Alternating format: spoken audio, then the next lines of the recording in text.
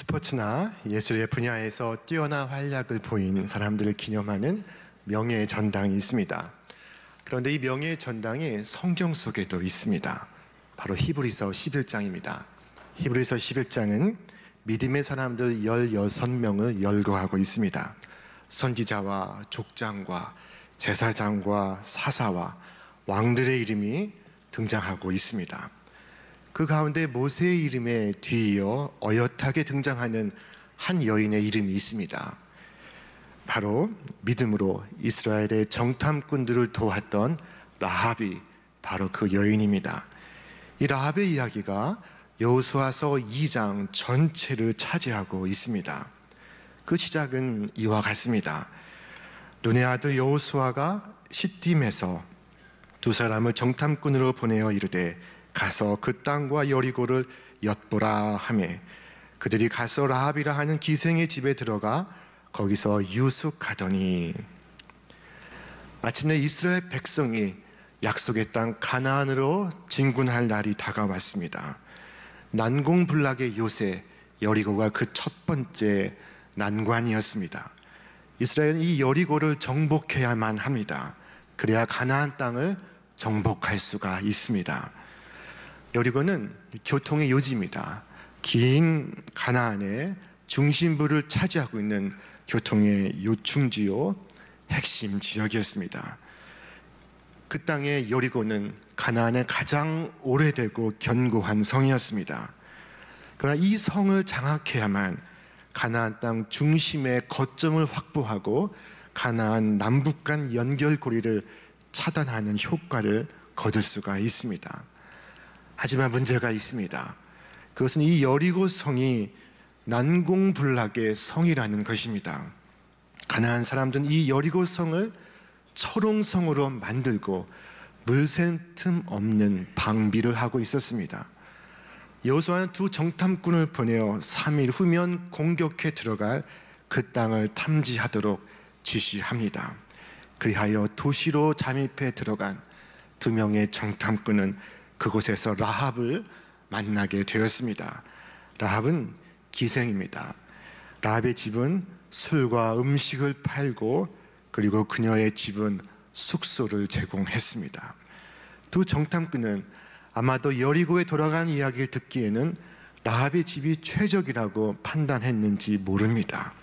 정탐꾼들은 은밀하게 움직이고 있었지만 그러나 그들의 정체는 금방 발각되고 말았습니다. 누군가 정탐꾼을 신고했고 그리고 첩보를 입수한 왕은 라합의 집으로 수색대를 급파하였습니다. 이 여호수아서 2장은 한 편의 드라마를 보는 것 같습니다. 어느 날 저녁 갑자기 들이닥친 두 정탐꾼과 라합과의 만남, 그리고 정탐꾼을 뒤쫓아온 군사들을 따돌리는 라합의 기지, 그리고 라합과 두 정탐꾼 사이의 서약이 흥미진진하게 전개되고 있습니다. 자, 라합의 집으로 여리고 왕의 군사들이 들이닥쳤습니다. 내 집에 숨어 들어간 스파이를 데리고 오라. 당장 끌어내라. 이때 운명을 건 여인의 도박이 이루어집니다. 전부를 걸어 살 소망을 붙잡는 것, 그것이 바로 믿음입니다. 그녀는 생명을 걸고 믿음을 선택합니다.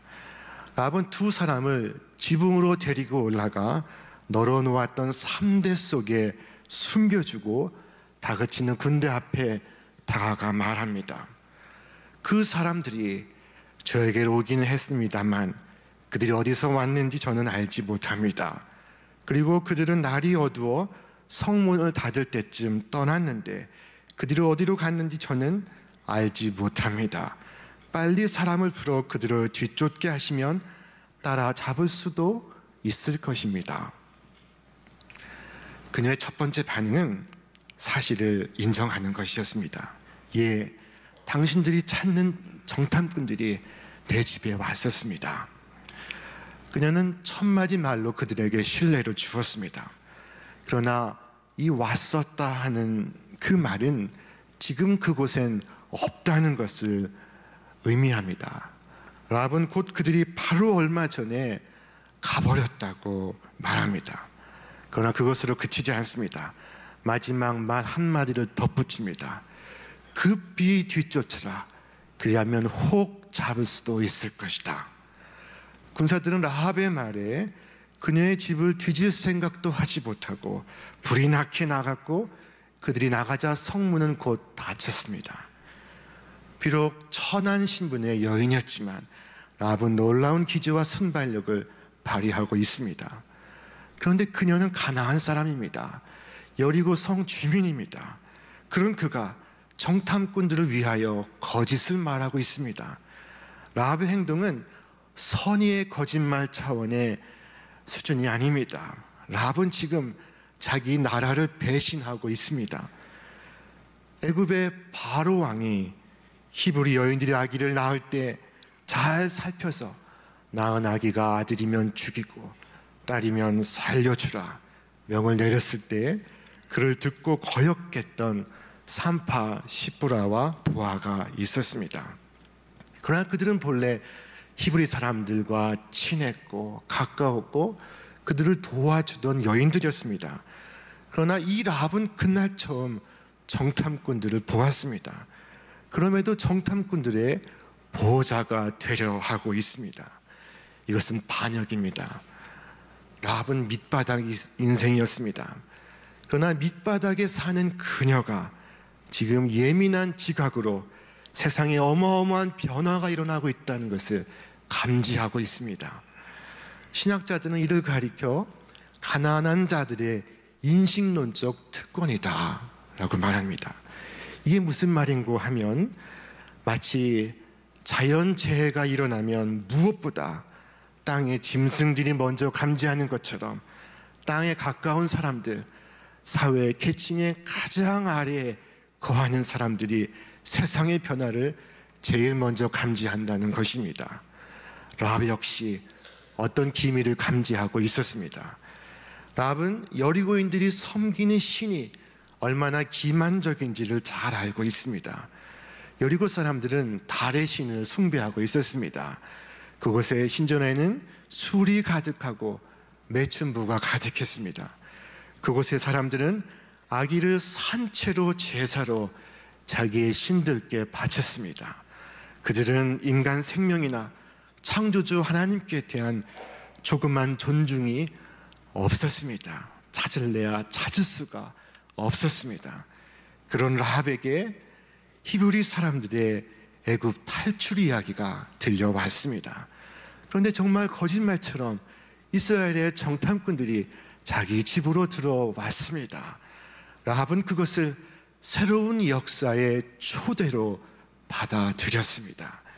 여리고 성의 기생 라합은 새로운 역사를 여는 일에 자신을 내어 던집니다. 새로운 역사를 열어 가시는 하나님의 구원의 이야기에 참여하기로 결단합니다. 신앙이란 결단이며 모험입니다.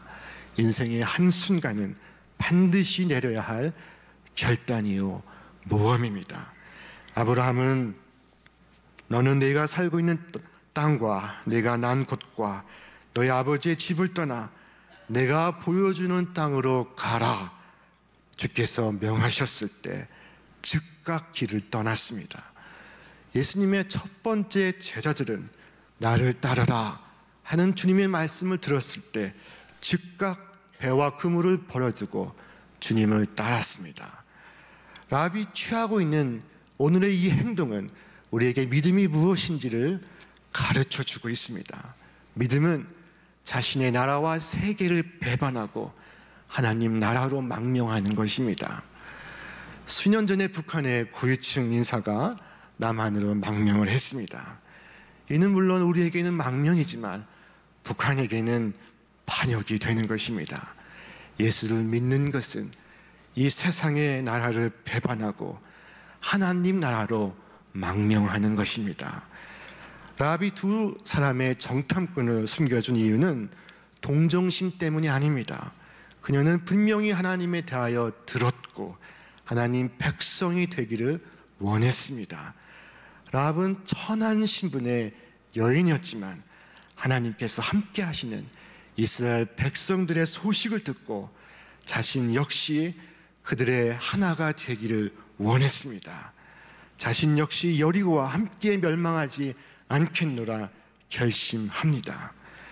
라합은 정탐꾼을 추격하는 이 수색대를 놀라운 기지를 발휘해 돌려보낸 후에 정탐꾼들에게 이렇게 말합니다. 나는 주님께서 이 땅을 당신들에게 주신 것을 압니다. 우리는 당신들 때문에 공포에 사로잡혀 있고 이 땅의 주민들은 모두 하나같이 당신들 때문에 간담이 서늘해 있습니다. 이것은 기가 막힌 이야기입니다. 간담이 서늘하다, 간담이 녹다 하는 이 말은 문자적으로는 마음이 무너졌다 하는 물입니다. 이스라엘의 정복이 이루어지기 전에 이미 여리고 성의 벽은 무너져 내리고 있었던 것입니다. 이때 라합의 이야기를 듣고 있는 두 정탐꾼의 표정을 상상해 보시기를 바랍니다. 얼마나 기가 막혔을까요?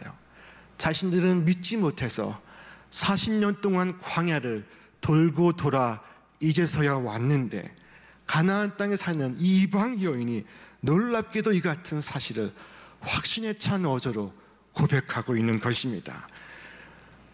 그들은 이미 잊어버린 과거의 구원 이야기를 이방 여인은 분명히 회고하고 있습니다.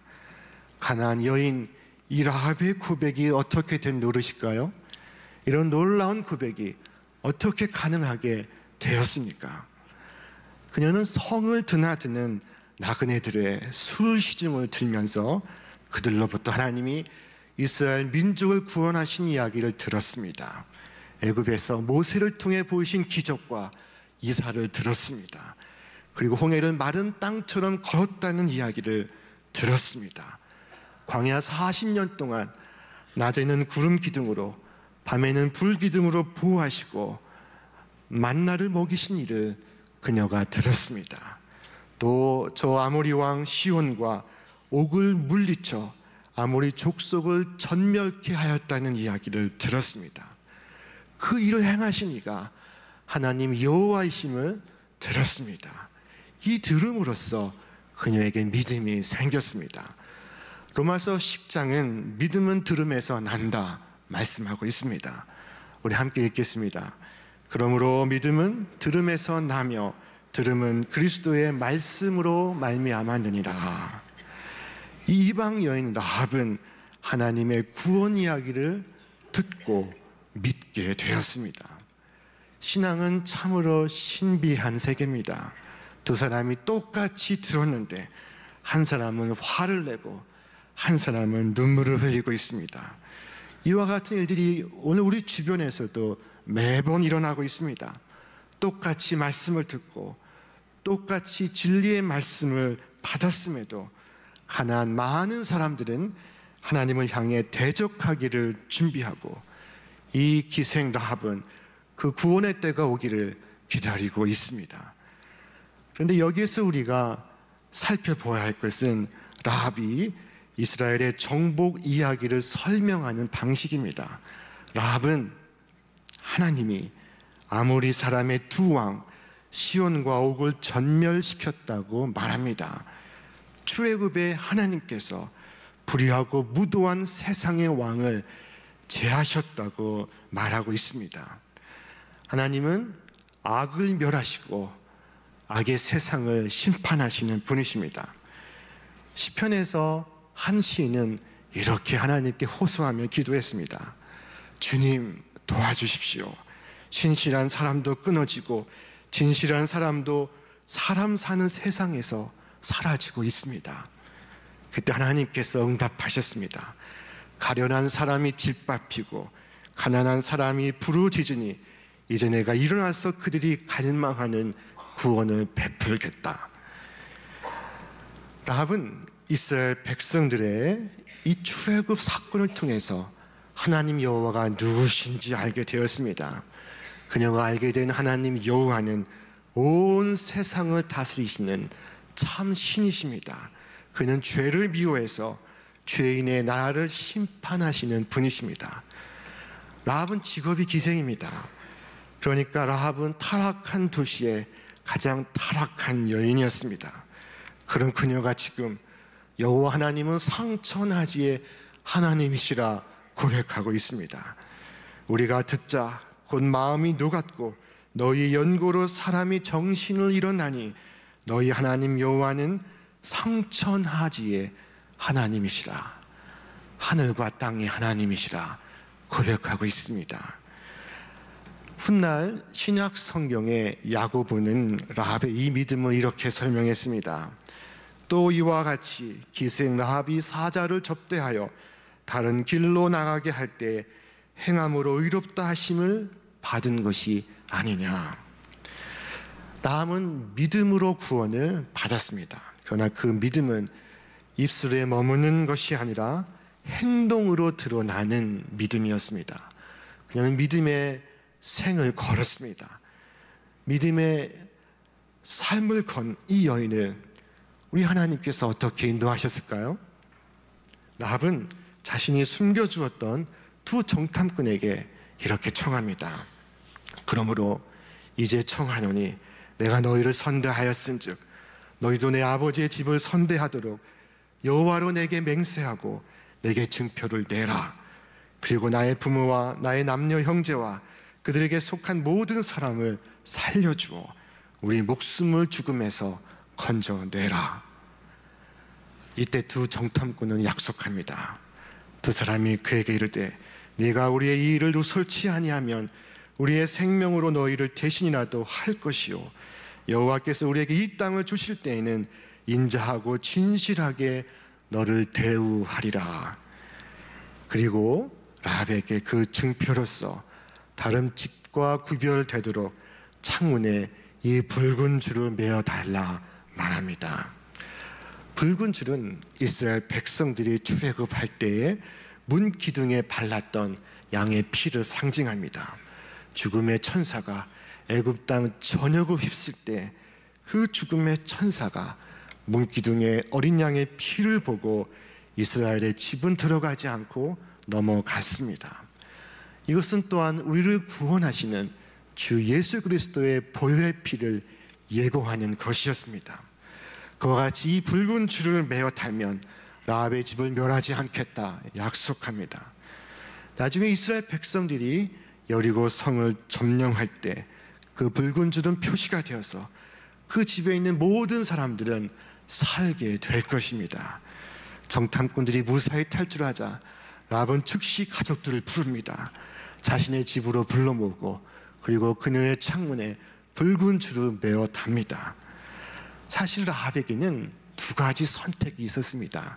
하나는 왕이 내려주는 줄을 붙잡는 것입니다. 그것은 곧 정탐꾼을 신고해 군대에 넘기고 왕의 상을 받는 것입니다. 그러면 혹 그녀의 집은 술 장사가 더 잘 되었을지도 모릅니다. 다른 하나는 하나님이 보내주시는 줄을 붙잡는 것입니다. 그것은 죄악된 삶을 버리고 죄악의 세상과 결별하는 것입니다. 자, 어떤 줄이 썩지 않는 줄입니까? 어떤 줄이 튼튼한 줄입니까? 어떤 줄이 우리를 생명으로 인도하는 동화줄입니까? 세상에 임금이 내려주는 줄입니까? 하나님께서 보내주시는 줄입니까? 이 줄은 히브리어로 티크바라고 합니다. 티크바에는 희망, 소망이라는 의미도 함께 담고 있습니다. 참된 희망, 그것은 하나님을 붙잡는 것입니다. 라합이 가졌던 유일한 희망은 모든 것을 걸고 살아계신 하나님을 붙드는 것입니다. 하나님 외에는 자신의 가족이 사는 길이 없습니다.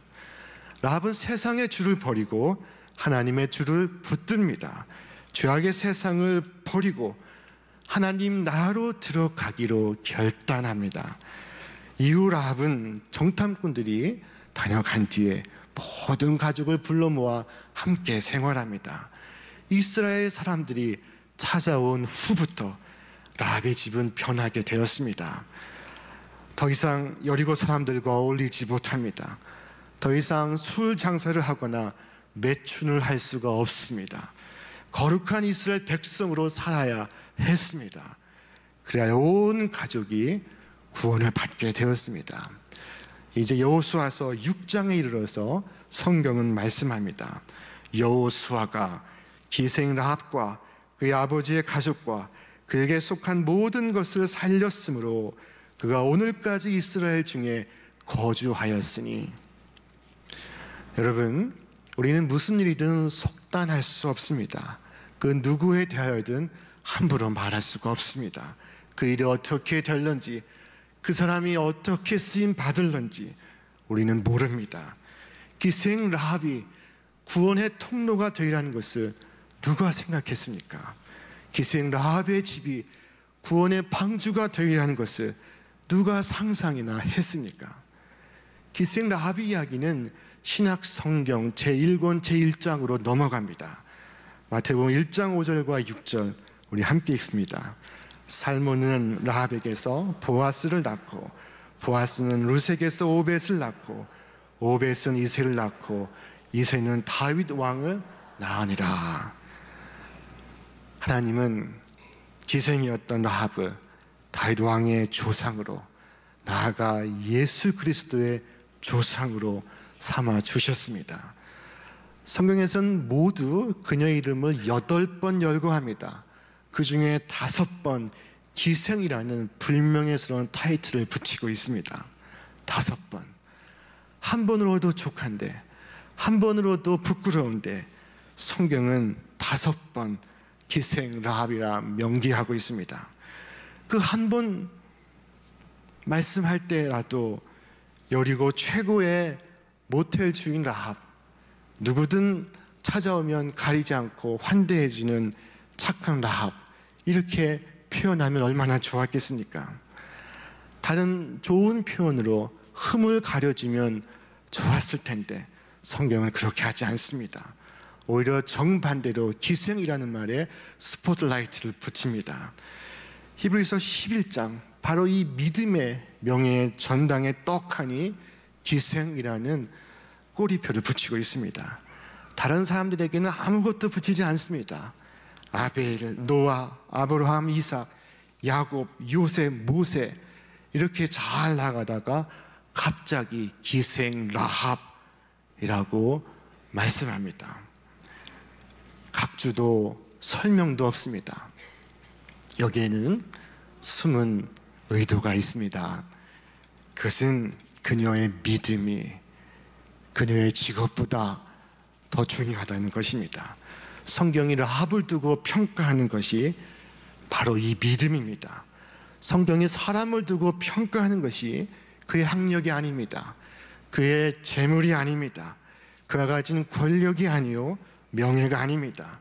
하나님이 보시는 것, 하나님이 우리에게서 찾으시는 것, 그것이 바로 믿음입니다. 오늘 하나님 여호수아서 2장 전체를 통하여 우리에게 이 라합을 기억하라 말씀하고 있습니다. 오늘 이 순간도 하나님이 쓰시면 쓰지 못할 사람이 없습니다. 하나님이 구원하시기로 작정하면 구원받지 못할 사람이 없습니다.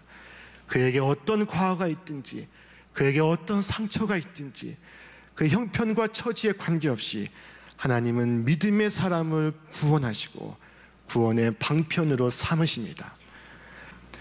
하나님은 오늘도 출신으로 사람을 택하지 않으십니다. 위로는 하늘에서, 아래로는 땅에서 과연 주 당신들의 하나님이 참 하나님이십니다 고백하였던 라합의 믿음이 명예의 전당에 편입되는 유일한 조건이었다면 오늘 여러분의 삶에도 그와 같은 믿음의 결단이 있으시기를 바랍니다. 전부를 걸어서 살 소망을 붙드는 것, 그것이 믿음입니다.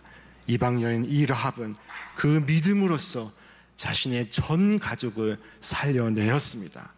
라합으로 인해 그녀의 가족들이 살았던 것처럼 오늘 여러분으로 인해 여러분의 가족과 친척과 친구와 이웃들이 구원받고 살기를 바랍니다. 오직 믿음으로써 주께서 이루어 가시는 구원의 역사의 일부가 되시기를 바랍니다. 여러분의 인생의 여정 가운데 하나님께서 항상 함께 하시는 복된 삶의 주인공들 다 되시길 주님의 이름으로 축원합니다.